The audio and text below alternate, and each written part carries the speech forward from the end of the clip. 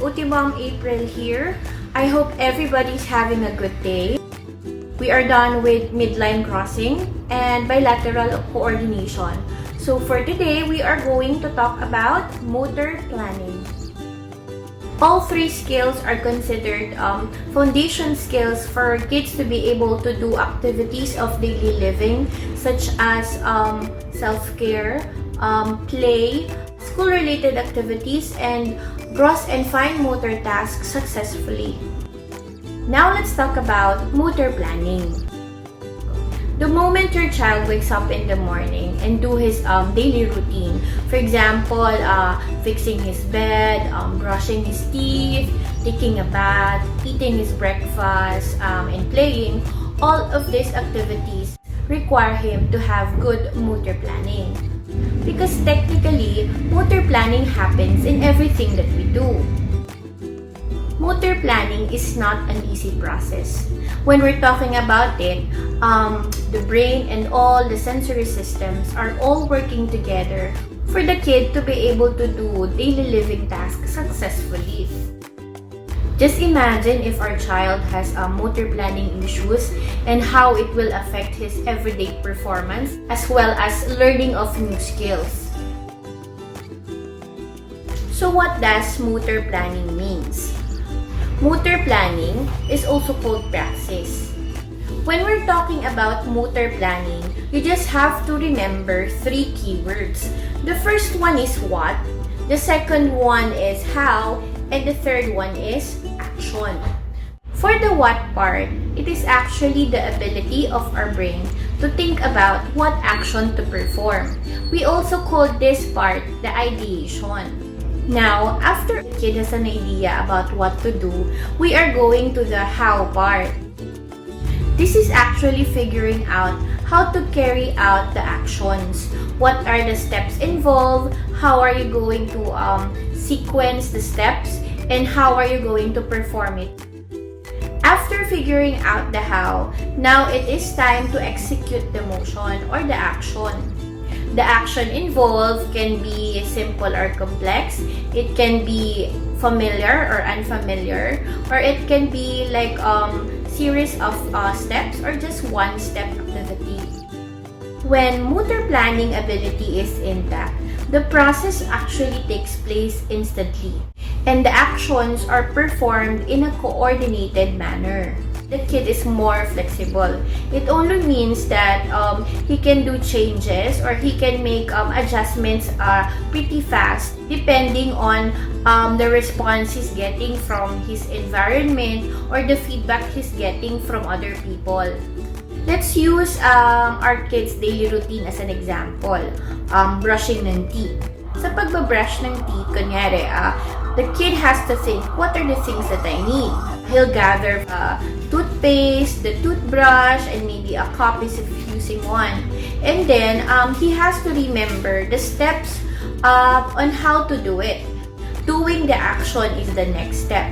So, he will just execute the steps given to him. Now, he'll try to remember the way how we taught the brush. He'll follow it step by step until the task is completed. Motor planning, like the skills I previously discussed to you, also work hand in hand with other skills.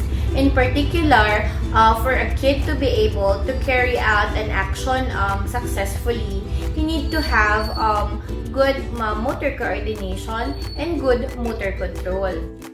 For motor coordination, I already did a video discussing about it, so you just have to click the link for an in-depth discussion.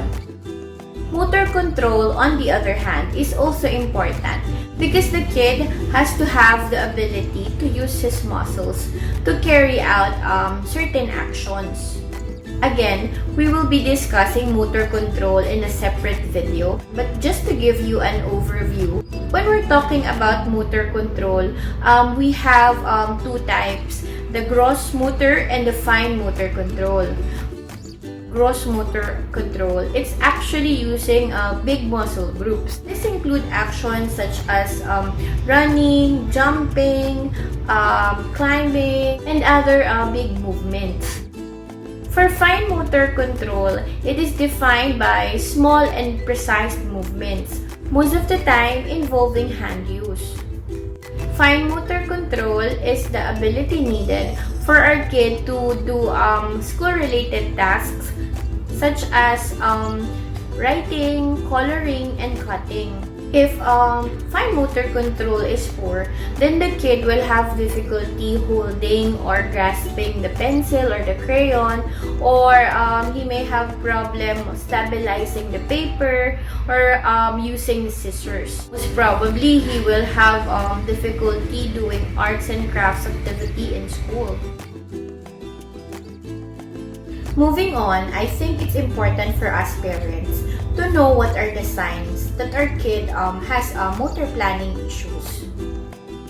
Our child may appear to have normal muscle strength and muscle tone, and yet they have difficulty with planning and coordination. He may also have problems performing activities of daily living such as self-care, play, and school-related activities. In general, achieving developmental milestones such as sitting, crawling, walking, and other skills such as skipping, jumping, hopping are also delayed. For school-related tasks, the child may have difficulty in writing, coloring, and cutting, and other school activities that require him to perform series of steps. The child also appears lazy and may avoid performing assigned tasks to him. This is probably because the kid has problem in initiating or starting the activity. The child may also avoid physical activity in general. He may refuse to do play activities such as swinging, climbing the ladder, sliding, going up and down monkey bars, and other playground activities.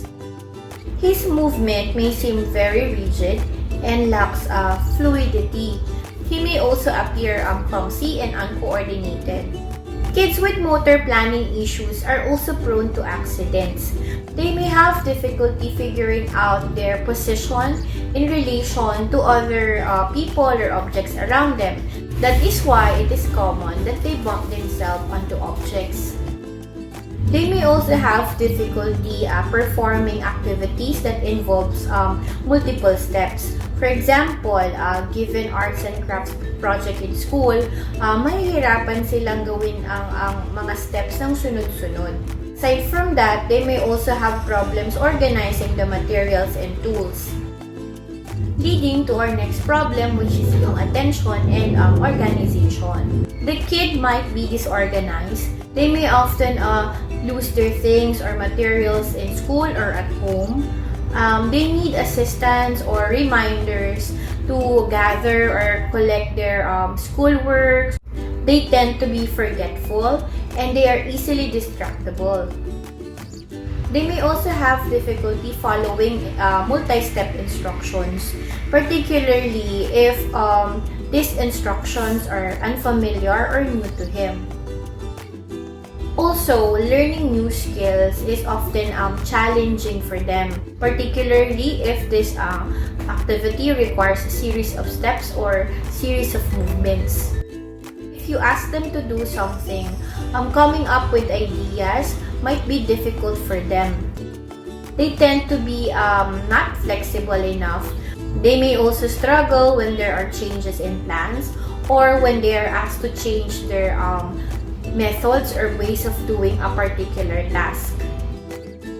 Also, when interacting with other kids, they avoid initiating interaction or play activities with them, primarily because they have problems initiating or thinking of activities to do. And this somehow affects their relationship with their peers or with their classmates or friends. Because of these problems, nagkakaroon din sila ng emotional regulation issues. So, yung mga kids with motor planning delays, usually they are more prone to getting frustrated because often they are not successful in doing the tasks that are assigned to them. they may have low self-esteem, and then they give up easily on tasks, even with prodding and prompting from other people. They are often anxious and worried because they fear of not being able to do the task successfully. Now, when you see your kid having these issues, I think for us parents, it's very important that we know what to do. Number one rule in addressing motor planning issues as well as with a coordination problem is that repetition and practice is very important. We just need to give our child the opportunity to practice the skill repeatedly for him to be able to master it. It is also a good idea to challenge our kid to think more. For example, we can ask them what are their plans for the day, we can let them list it down, and then at the same time, we can also challenge them by letting them organize the things or the materials that they will need for all the activities that they will do during the day. Initially, when we're giving instructions, it has to be simplified. But as the skill improves or our child gets better, then we have to challenge him by adding more instructions or maybe challenging him by giving additional activities. When we're teaching new skills, it is also important to break down the steps into simpler ones. Then slowly, we try to encourage them to do the step one by one until they are able to do it on their own. Initially, kailangan we provide them assistance. It can be either physical or visual. And then when they're good at it already, we can remove the cues or the prompts and then let them do the task independently. Once they get used to the task or the steps, and it becomes automatic already. It is also important to challenge them to make sure that learning is continuous. When teaching our kids with motor planning issues, we also use a multi-sensory approach. As much as possible, we try to address all the systems and provide activities targeting different senses, because the more practice they have, the better they interpret and understand the things around them, as well as how they're going to use their body to respond or adapt to it efficiently. Sensory stimulation will also help in developing their body awareness, which in turn is important also in motor planning. When teaching skills or establishing routines, for example, it is also important that you're open to use physical cues and visual cues like visual aids and visual schedule. These will actually help them as they try to organize their actions and responses to things around them. There you go, home starters. We are done with our third skill, which is motor planning. If you find our videos helpful and informative, please subscribe to our channel. If you have questions and topics that you want me to discuss, just comment down below. Again, thank you so much for watching.